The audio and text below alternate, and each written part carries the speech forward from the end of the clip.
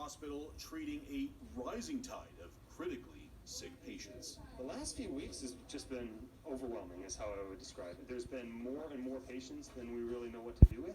The patients are getting younger, and they're more sick. How much younger? It's gone from, probably in 50s and 60s for the first wave to, I've lost track of how many people in their 20s. This is Methodist's COVID Unit 2. It's one of 3 specialized COVID units at the hospital.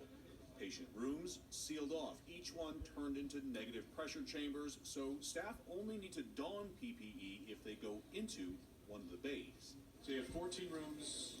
How many are filled? 14. Wow. With a waiting list. How long is that list? It's long. The hospital is creating more beds, but for now, this is where the sickest of the sick are treated. Well, yesterday was probably one of my worst days that I've ever had. Why?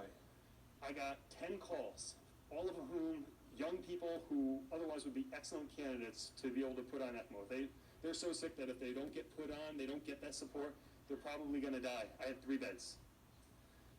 And just in making that decision, being able to figure out who really is going to benefit, it is a level of decision making that I don't think a lot of us are prepared for. Those calls coming from other hospitals across South Texas with patients so sick that Methodist may be their last hope. Methodist Hospital uses a procedure to oxygenate the blood and keep patients off ventilators. It's called ecmo, or extracorporeal membrane oxygenation. Today, Dr. Della Volpe is inserting large tubes in the veins of a 33-year-old. They run from the groin all the way to the heart. The blood comes out of the body, is mechanically oxygenated, then returned back to the heart almost immediately. The Methodist team have had a lot of practice, the procedure taking only a few minutes. It involves being able to take large cannulas. They're almost like small garden hoses, is how I would describe them. They have to be able to pump about 2 or 3 gallons of blood per minute through them. So one is draining blood out, and the other one is returned. The blood coming out of the patient is dark. It just looks unhealthy. The blood returning is bright red, loaded with oxygen. Almost immediately, oxygen level in the patient's blood goes back to near normal.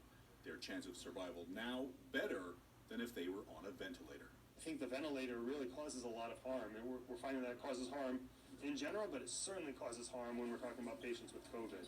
Because their lungs are so weak to begin with? Because their lungs are so weak, and because probably there's other reasons why patients are having trouble. The ventilator is pushing oxygen into the lungs. That's right. Into damaged lungs. That's right. So not only are you having all of the problems with the blood vessels and the clotting in your blood vessels, not only are you having all of the problems of oxygen not being able to get to your organs and your organs shutting down from that, but now you're artificially pushing air into your lungs and causing more damage that way. Another hard lesson of the pandemic and a virus healthcare providers everywhere are still struggling to understand.